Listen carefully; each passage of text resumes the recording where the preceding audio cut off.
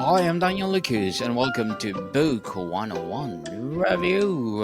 Book 101 is all about the books that I read for the last 40 years. And today I have my special guest.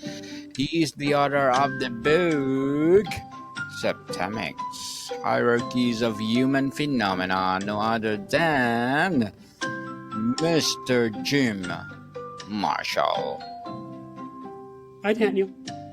Welcome to Book 101, Mr. Jim, and can you please introduce more about yourself? Okay. Well, I am the discoverer of hitherto unknown natural phenomena which greatly aid in the understanding of people, from which I created a revolutionary practical philosophic system called Septemics and published it in the book Septemics Hierarchies of Human Phenomena. Mr. Jim Marshall, thank you so much for sharing your knowledge and wisdom to the world. Hoping for more and more empowering books like this to come. What is septamics and how does it differ from other models of human behavior analysis? Septemics is an entirely new subject. You really can't compare it to anything else because it's not in any other niche. Septemics is a philosophical science based on the fact that many phenomena related to humans occur in a sequence of 7 levels. Literally, the word septemics means of or pertaining to 7. Septemics comprises a collection of scales or sequences, each of which breaks down various human phenomena into 7 levels. There are 35 such scales, each of which is unique, and together they span the spectrum of human experience, by which I mean any problem, dilemma, difficulty, situation any person has that has anything to do with people can successfully be analyzed by one or more of these scales, usually more than one. Why did you choose a several level hierarchy as the core structure of this system? I did not choose it. It just exists in nature the same way the periodic table exists in nature, or Newton's 3 laws of motion exist in nature, or the Pythagorean theorem. I simply discovered it and conveyed it to people. No choice was made on my part. How does septemics bridge the gap between abstract theory and practical decision making? Well, first of all, I should tell you that there is no theory of septemics. This information was determined by direct empirical observation.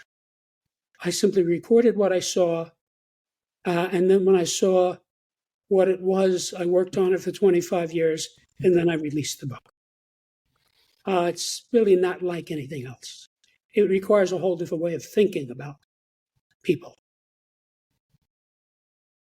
So, Mr. Jim, let's talk about the framework and methodology. Can you walk us through one of the 7 levels of human phenomena in your hierarchy? Okay, well, first of all, there are 35 different scales, each of which has 7 levels. So do you want me to discuss a specific scale? Please do. Okay. Well, I could discuss the scale of basic purposes because the most important thing to know about anybody is what the person's basic purpose is. Every human has one of 7 basic purposes. The lowest of them is level 7, the subversive. His purpose is to destroy. Up from that, level 6 is the criminal. Criminal's objective is pleasure. He doesn't particularly want to kill you, but he will if you get in his way. Up from that is level 5, the loser. The loser is not somebody who's doing badly. It's someone who sabotages himself. His objective is suffering. He makes himself suffer. Up from that, level 4 is the normal. This is the largest demographic group, and depending on what society you're in, it's pretty obvious.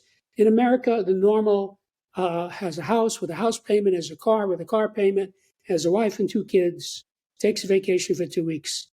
That's the normal. And his objective is conformity. You might think conformity is not a good thing, but think of it in terms of this person wants to fit in. He doesn't want to rock the boat. Up from that is a level 3, which is the winner. The winner wants to win. His objective is wealth.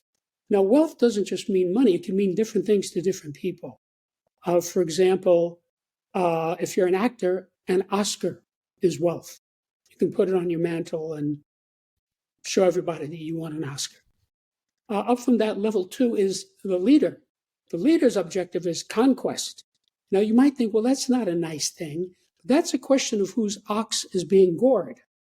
When the Allies conquered the Axis powers in 1945, that was a good conquest for almost everybody, including the Japanese, the Germans, and the Italians, who did much better after that. So that person is there to conquer. And above that is the saint, and that person's objective is transcendence. This person wants to go above and beyond this plane of existence into a higher plane of existence.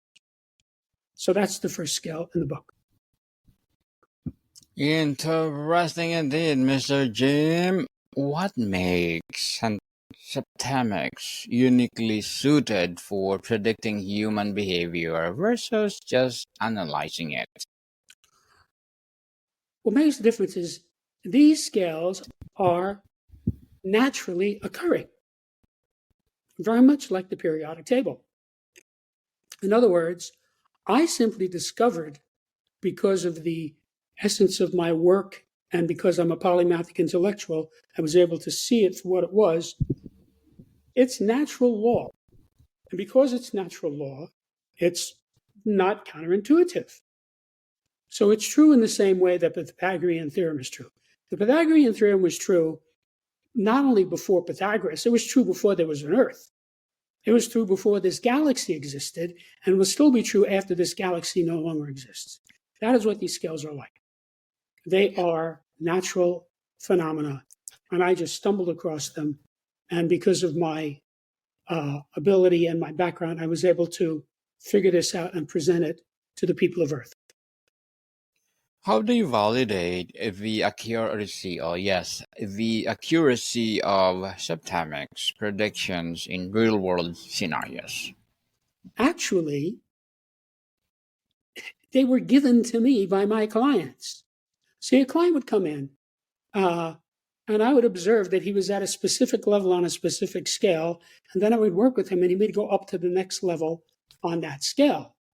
And this happened thousands and thousands of times, and every time it did, it verified my hypothesis, because the clients had no idea what I was thinking, what theory was behind what I was doing, what my procedures were. They had no idea what I was seeing on the biofeedback meter. All they knew was they had a problem or a situation or an unwanted condition, and they came to me and I helped them resolve it. That's all they knew. So there's no placebo effect and there's no power of suggestion. They told me what it was and I just wrote it down. Let's talk about the application. Mr. Jim, what surprising field like business, politics, or psychology where Septemics has proven especially useful? Well, it's useful anywhere that people are involved. For example, I have a septemicist who got the book, read it, and it really changed her life because she had serious problems in her family. And it explained to her exactly what was going on with us, with the members of the family. And now she is in a much better state. She's not oppressed because she doesn't understand it anymore. So that's an example. How can leaders use Septemics to improve team dynamics or organizational culture? Well, the basic application of Septemics is spotting a person on a specific level. So, for example, if you spot a person at a level, you understand him in that axis, and then you can predict what he's going to do. So, for example, in the scale of human ability, a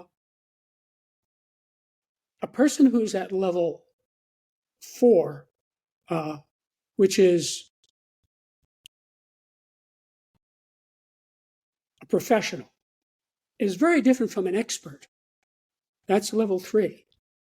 If you are trying to get somebody to put in a certain job to produce, you want somebody who's competent at it. You don't want an expert. The expert is the guy you want to tell all the other people what to do and how to do it. So by using this, you can get the right person in the right slot. If you take an expert and put him into a production position, he's going to come to you every week and say, I have a better way to do this. And he's probably right. He probably does. So that's not what he should be doing. He should be managing all the people who are doing the production because he's an expert. So that's like one little example of how a person in business would use this. It's very user-friendly. Can you share a case where Septemics help prevent conflict or crisis? Oh, sure. For me, that goes on all the time because I know this material very well. So, for example, about 8 months ago, I'm a single guy. I met this beautiful blonde. She looked like a movie actress. And we were very interested in one another. And so we started going through the usual getting to know you routine. What kind of movies do you like? What do you like to do on your free time? Et cetera, et cetera. We had a half a dozen conversations like that. So we're having this conversation, and I noticed that she was low on a certain scale. So I noted that. Then we had another conversation, and I noticed she was low on another scale, and I noted that. And then we had another conversation, and I noticed she's low on this other scale. And then I said, wait a minute. This is not what I want to get myself into. Now, there had been no conflict between us at all, but I could see who this person was. This was a downscale person because a person who's low on certain scales is usually low on other scales too. And so I just said to her, pass. No thanks.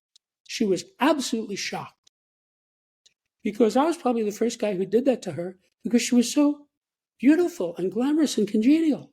But I could see that this was going to cause me a lot of trouble. And so I just passed and let it go. Didn't pursue the relationship. Saved me a ton of trouble because most guys would have just jumped in and had a train wreck. Mr. Jim, let's talk about the human behavior and decision making. How does Septemics account for irrational or irrational or emotionally driven human actions? Well, if you look at the 35 scales, obviously it goes from the highest possible level down to the lowest possible level. In other words, no person is left out. Every case is explained somewhere on the scale. So as you go down the scale, you become irrational. You become less insightful. Depending on what the scale is, the dynamic varies. But generally speaking, you find irrational people at or near the bottom of the scales. And if you were to just go across and look at the 35 scales and look at the bottom of these scales, it would ruin your day because those people are the dregs of society. Those are the people who are terrorists, murderers, political extremists, serial murderers. They're at the bottom of these scales. And their behavior is explicated very specifically across 35 axes. And most of us are low on some scales and high on other scales. So the fact that a person is low on this scale doesn't mean he's going to be low on another scale. But you could evaluate him on both and see. For example, if I hire somebody to clean my house, they don't have to be terribly literate. There is a scale of literacy. Now, if I'm hiring somebody to edit my book, I want them to be high on the scale of literacy. But if I'm hiring somebody to just clean my house, it doesn't particularly matter to me if he's illiterate, you see? So it's depending on what scale you're looking at, depending on the application. And so it's very specific. And because it's specific, it really helps you to make choices about people. So you might find somebody who's money motivated and you want to hire that guy to be a salesman for you. But if you find a woman who's money motivated and wants to marry you for your money, you might not want to marry her. See, she has the same motivation, but in that context, that's not what you want. Some people may want that, but a lot of people don't. Mr. Jim, as an author, what are your short-term and long-term goals? Well, I'm trying to get this book into the hands of as many people as possible so that they will improve their lives. That is the whole point of this. That is why I wrote the book. I realized I had something that would really help people, and I've been watching this help people now for 30 years. So it's just a question of getting people to find out about it. And when you read the book, that's all you need. You don't need to spend any money. You don't need to join a club. You don't need to join a religion. It's all in the book. And it tells you in the book how to use it, how to benefit from it. And that's my purpose, is to get this out into the society as much as possible. And that's why I'm doing this interview. Well, good luck to your goals, Mr. Jim, and looking forward for more success. And what would be your piece of advice for those people out there want to be an author like you? Wanting to be an author. Well, I would say, write. A lot of people procrastinate. They think about it a lot. They make outlines. They make plans. Write. If you get something, write it down. And don't worry about it being eloquent or beautiful. Get your ideas down. And then when you've got something, then you can come back later and edit it and improve it. But the biggest mistake people make in writing anything, even music, is they don't do it. Do it. If you've got an idea for a book, write it down. It might take you 100 pages, but write it down. Don't just keep it in your head. Write it down, people. Stop procrastinating and write and write and write. And Mr. Jim, can you please recommend a book or books that influence your journey? That influence what? Influence your journey. Oh, probably the book that most influenced me was The Aeneid, which is a 12-book epic poem written about 2,000 years ago by Virgil for the Roman emperor. And I read it in Latin, and it really changed my life when I was 17. Interesting. And Mr. Jim, thank you for that recommended book. And what discovery while developing Septemics most surprised you the most? Well, I was collecting this data where I would observe my clients would improve in specific patterns. In other words, guy comes in, he's at a certain level, and he goes up to the next level. Another guy comes in, he's at the same level, and he goes up to the next level. So in other words, the phenomena was there. Now, by 1995, I had written all of this down, and I had about 32 scales. Well, the discovery was when I realized that this was mathematical. I had a 6-level scale that I knew was correct, and I realized that it had a 7th level because I had never seen that level before. And when I inserted it into the 6-level scale, at that moment, it manifested mathematically. And I realized that this scale had mathematics in it. So it had to be natural law. That was the birth of Septemics. The birth of Septemics, for sure. And how could AI or big data enhance the application of Septemics in the future? I don't think it can. I think it's a completely wrong target. It's got nothing to do with it. This is about people. Machines are machines. They're fine. I use them. I like them. Has nothing to do with Septemics. Should be completely kept separate. If you try to put this into some sort of a AI or computer context, you're wasting your time and it will be counterproductive.